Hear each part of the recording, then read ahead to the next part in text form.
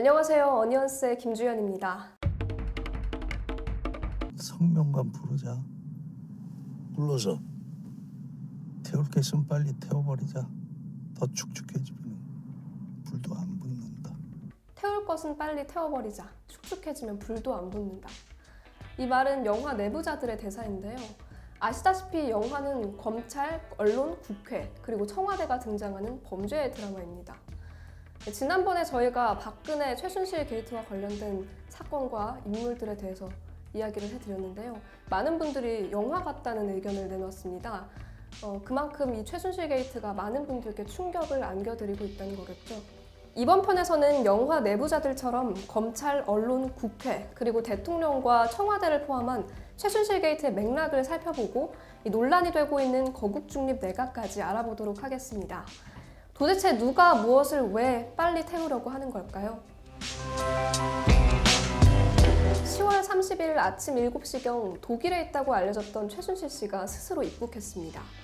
그리고 같은 날 오후 5시경 박근혜 대통령은 청와대에 인적 쇄신안을 내놓습니다. 청와대가 잘못을 했으니 내보낼 사람들은 내보내고 새로운 사람들로 채워 넣겠다는 건데요. 이른바 물갈이인 겁니다. 이 물갈이 대상은 대통령의 비서진과 수석들이었습니다. 여기에서 논란이 되고 있는 두 가지 포인트가 있습니다. 먼저 하나는 국민들이 대규모 집회를 열면서 대통령의 퇴진을 요구하고 있는 가운데 대통령이 자신의 이름은 쏙 빠진 인적 쇄신안을 내놨다고 해서 문제가 되고 있는 건데요. 마치 도마뱀이 꼬리를 자르고 위험에서 달아나듯 대통령이 이 사건을 빨리 마무리하고 자신은 책임으로부터 달아나려는 것이 아니냐는 해석도 나오고 있습니다. 한편으로는 그렇다고 해서 당장 하야를 하겠다고 할 수는 없는 것 아니냐는 반응도 있는데요. 과연 대통령이 어떤 방식으로 책임을 질지 아니면 책임을 지지 않고 무마하려고 할지 계속해서 지켜봐야겠습니다. 이 물갈이 대상의 면면을 보면 이제서야 사퇴서를 냈다는 것이 좀 놀랍습니다. 이재만, 정호성, 안봉근 비서관 이 셋은 지난 회에서 말씀드린 정윤회 문건이 나오면서 알려진 박근혜 대통령의 숨은 권력, 비선 실세 문고리 3인방인데요. 비선이라고 하는 것은 비밀스러운 선, 그러니까 숨은 권력이라는 말입니다.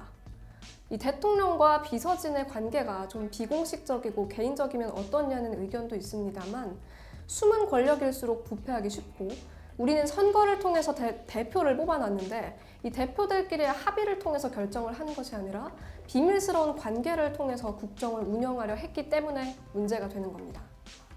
안종범은 미르재단과 K스포츠재단의 설립을 도왔고 우병우는 넥슨이 처에게 땅도 사주고 탈세도 하고 그리고 아들은 경찰청 운전병 면접에서 코너링을 잘했다고 특혜를 받기도 했죠. 특히 우병우는 비리가 밝혀진 지난 몇 달 동안에도 끈질기게 직을 유지해왔는데요. 결국 사퇴하고 마네요. 청와대가 태울 것은 빨리 태워 없애버리려는 시도를 했다는 지적을 받은 일이 또 있습니다.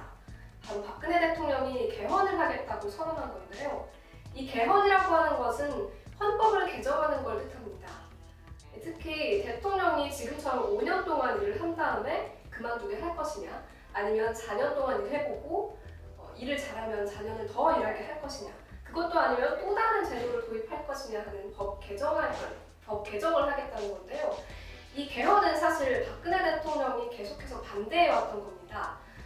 개헌에 관련된 박근혜 대통령의 지난 발언들을 살펴보면 이렇습니다.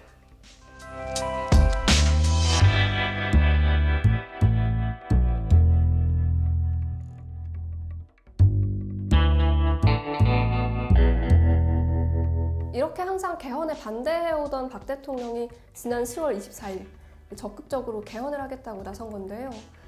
개헌을 하겠다고 밝히기 불과 2주 전까지만 해도 청와대에서는 아직은 개헌을 논할 때가 아니라는 입장을 밝혀왔습니다. 그런데 2주 만에 대통령이 직접 개헌을 하자고 나선 것은 이 박근혜 최순실 게이트를 덮으려 한 것이 아니냐, 다시 말해 이슈로 이슈를 덮으려고 한 것이 아니냐는 지적을 받은 겁니다.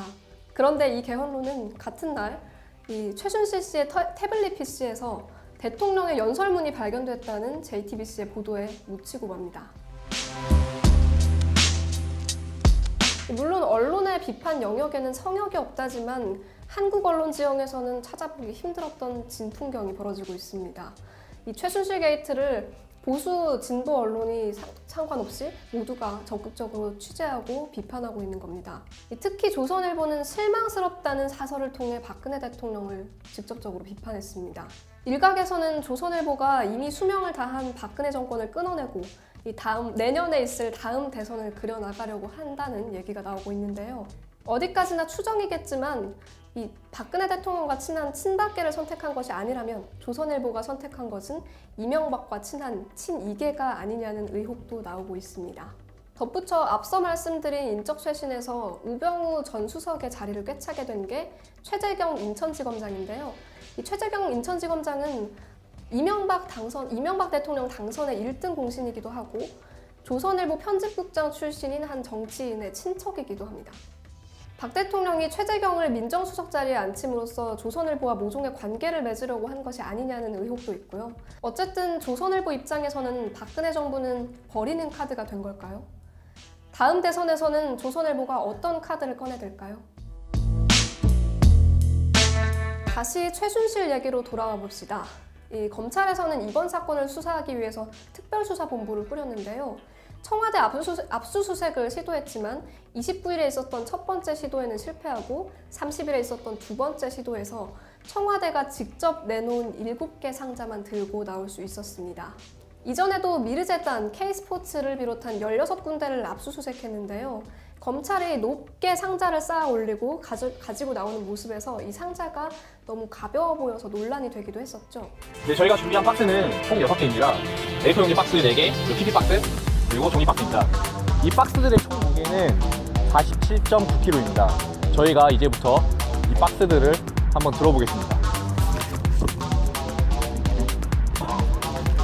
이렇게 기울이면서 검찰을 갔는데요. 저희는 도저히 한 발자국도 움직일 수 없을 정도로 너무 무거워요. 한 두 발자국. 이번에도 또 최순실 씨가 30일에 입국했지만 바로 조사에 들어가지 않고 하루의 여유를 준 뒤 31일에 소환 조사에 착수하게 됩니다. 이 검찰에서는 하루 늦춘 이유를 딱히 밝히지 않고 있어서 논란이 되고 있습니다. 검찰이 지지부진한 수사를 계속하고 있는 동안에 국회에서는 해결책 찾기에 바빴습니다. 문재인 전 대표는 거국중립 내각 얘기를 먼저 꺼냈는데요.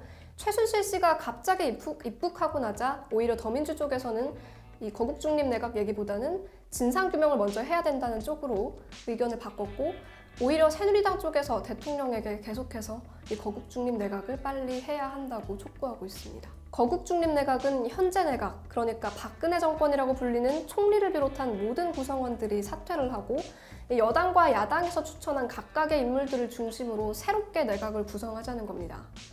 이렇게 되면 대통령은 지금보다 책임과 권한이 훨씬 줄어들게 돼서 상징적인 국가 원수로서의 역할만 하게 됩니다. 과연 거국중립 내각이 우선일까요? 아니면 사건의 진상규명이 우선일까요? 여러분의 생각은 어떠신지 댓글로 남겨주세요. 지금까지 이 영화 같은 전국의 주인공들이 사건의 본질과 어떻게 맞닿아 있고 또 사건의 맥락은 어떻게 되는지를 살펴봤는데요. 유권자로서 지금의 이 사건이 좀 복잡하긴 하지만 끝까지 지켜봐야겠습니다. 지금까지 어니언스의 김주연이었습니다.